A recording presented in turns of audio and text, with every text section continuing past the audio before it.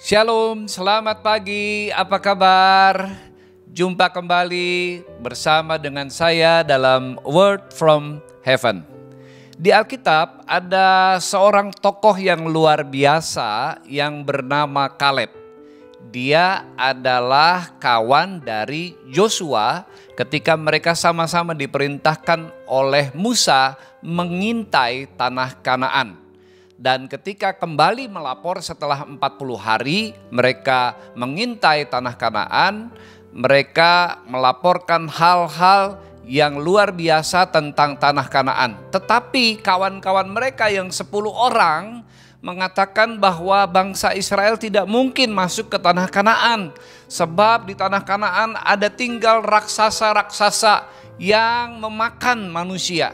Sehingga bangsa Israel semua terpengaruh dengan laporan 10 orang itu. Dan mereka semua menangis dan menolak untuk masuk ke tanah perjanjian.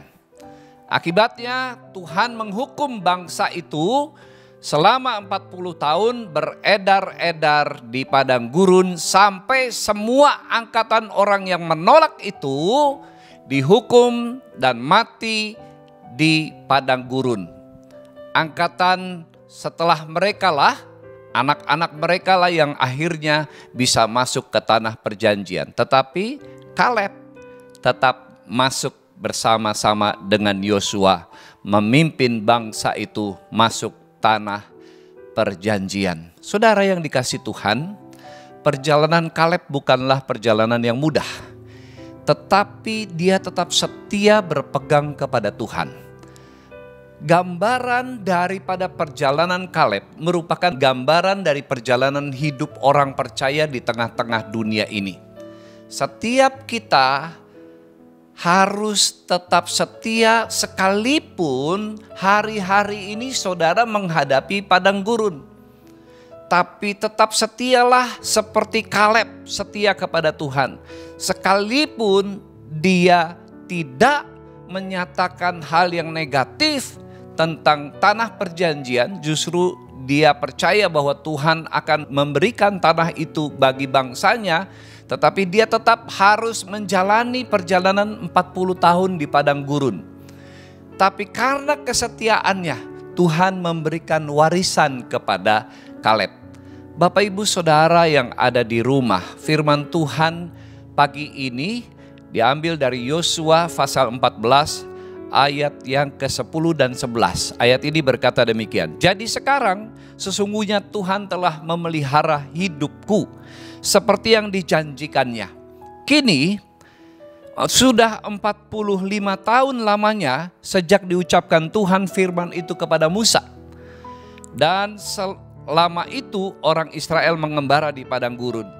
Jadi sekarang telah berumur 85 tahun aku hari ini. Pada waktu ini aku masih sama kuat seperti pada waktu aku disuruh Musa. Saudara, Kaleb bersaksi bahwa sejak umur 40 tahun sampai 85 tahun umurnya, dia bersama dengan bangsa Israel ada di padang gurun. Tapi dia berkata, kekuatanku masih sama seperti dulu. Ini adalah upah dari orang yang setia kepada Tuhan. Upah orang yang bergantung harap kepada Tuhan. Masa tua bukanlah masa penderitaan. Masa tua bukanlah masa di mana kita semakin hari semakin loyo, semakin lemah dan semakin tidak berpengharapan. Mari belajar dari Kaleb. Semakin tua, semakin dia menghasilkan sesuatu bagi Tuhan dan orang-orang di sekelilingnya. Pada masa tua itulah justru Kaleb menundukkan raksasa-raksasa orang enak yang ada di Hebron. Sehingga Kaleb menduduki Hebron menjadi milik pusakanya. Saudara yang dikasihi Tuhan, berpeganglah teguh kepada Tuhan sampai akhir. Setialah kepada Tuhan. Sekalipun hari-hari ini engkau sedang menghadapi padang gurun. Hari-hari ini engkau sedang menghadapi situasi yang panas terik dan juga dingin yang menusuk sampai tulang. Percayalah, Tuhan akan membawa engkau melewati banyak hal dan mengalahkan banyak musuh sehingga hidupmu menjadi berkat. Biarlah firman Tuhan hari ini menjadi sumber kekuatan buat saudara sekalian. Tuhan memberkati.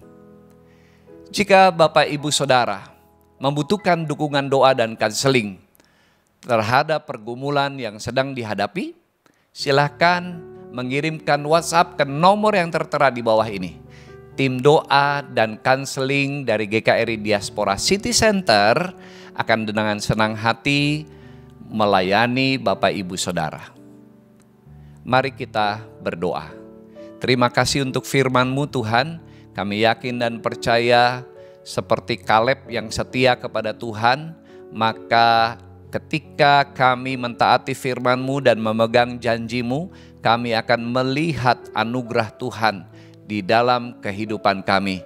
Masa tua bukanlah masa penderitaan, masa tua bukanlah kehilangan harap, tetapi justru semakin kami memasuki masa tua, kami melihat hal-hal yang besar dari Tuhan. Dalam nama Tuhan Yesus kami berdoa, amin. Sampai jumpa kembali